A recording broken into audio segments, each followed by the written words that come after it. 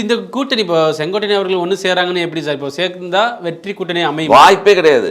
நீங்கள் அதிமுகன்றது யார் ரெட்டை இலை சின்னம் யார்கிட்ட இருக்கோ அவங்களுக்கு தாங்க வெற்றி வாய்ப்பு. அவங்க ஒரு 50 தொகுதியில் ஜெயிக்கிறாங்களோ 40 தொகுதியில் ஜெயிக்கிறாங்களோ எத்தனை ஜெயித்தாலும் சரி, அது அதிமுகன்ற ஒருங்கிணைந்த அதிமுகவுக்கு தான். அந்த அதிமுக யார் கையில் இருக்குது அப்படின்னா எடப்பாடி கையில் தான் இருக்குது. கோர்ட்லேயும் சொல்லியாச்சு, தீர்ப்பு வந்துடுச்சு, எடப்பாடியோட இது வந்து செல்லும் அப்படின்னு சொல்லிட்டாங்க. அப்படிங்கும்போது நீங்கள் சட்ட ரீதியாகவும் எந்த பிரச்சனையும் கிடையாது. பாஜக கூட்டணி வச்சுட்டாங்க, இனிமேல் ரெட்டலை எப்படி எடுக்க முடியும்? ரெட்டலை எடுக்க நீங்கள் உடனே நீதிமன்றத்தை உடனே பாஜக கூட்டணி வச்சு எல்லாரும் கிளியர் பண்ணிடுவாங்கன்னு சொல்லுவாங்க.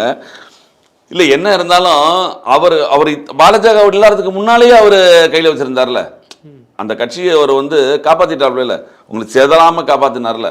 இப்போ அதை ஏன் ஓபிஎஸ் ஆல முடியல? 3 தடவை முதலமைச்சர் அந்த ஓபிஎஸ் ஆலைய முடியல.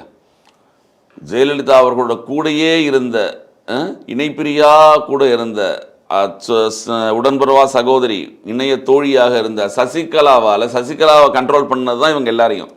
அவங்களால என் கட்சியை கையில் வைக்க முடியல. 3 முறை முதலமைச்சர் அந்த ஓபிஎஸ் ஆல முடியல. இப்போ சசிகலா அவர்களால் முடியும். சார் தினகரன்லாம் அதுலேருந்து ஒரு சின்ன பாட்டு தான் வச்சுங்க. தினகரன்லாம் நீங்கள் அமமுகவெல்லாம் நீங்கள் மிக பெருசாலாம் எதிர்பார்க்க முடியாது. அந்த பக்கம் ஒரு அந்த தென் மாவட்டங்களில் ஒரு சில அளவுகளில் செல்வாக்கு இருக்குன்றது உண்மைதான். ஆனால் நீங்கள் மொத்த வெற்றி வாய்ப்பை பாதிக்கிற அளவுக்கு அவங்களுக்குலாம் ஒன்றும் பெருசாக கிடையாது. அதனால் ஒருங்கிணைந்த அதிமுக யார் கையில் இருக்கோ அவங்களுக்கு தான் பெருசு. எடப்பாடிகளில் தான் இருக்குது. அப்படிங்களா இப்போ செங்கோட்டையன் வெளியில் வந்து என்ன ஆகுதுன்னு நினைக்கிறீங்க? 4 மூவரோடு சேர்ந்து 4 கதை தான்.